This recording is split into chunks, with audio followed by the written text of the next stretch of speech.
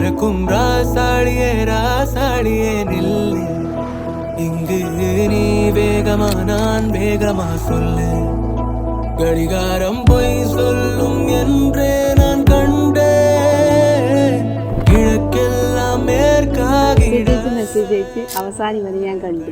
എനിക്ക് ആദ്യം അറിയായിരുന്നു എൻ്റെ നാട്ടിലല്ലേ.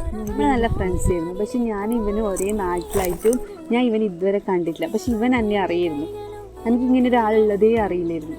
അപ്പോൾ ആദ്യമായിട്ട് ഇൻസ്റ്റാഗ്രാം വഴിയാണ് ഇവനെ കാണുന്നത്. അപ്പോൾ അങ്ങനെ നല്ല ഫ്രണ്ട്സായി.